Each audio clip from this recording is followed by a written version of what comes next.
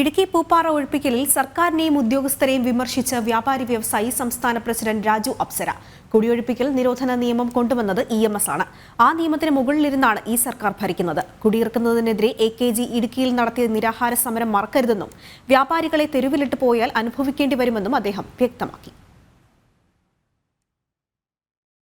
ഇവിടുന്ന് 57ഓളം വ്യാപാര സ്ഥാപനങ്ങൾ കുടിയൊഴിപ്പിക്കപ്പെടുകയും അവർ പെരുവഴിയിലാണെന്ന് അറിഞ്ഞതിൻ്റെ അടിസ്ഥാനത്തിലാണ് ഇത്രയധികം കിലോമീറ്റർ സഞ്ചരിച്ച് ഞാൻ ഇവിടെ എത്തിയത്.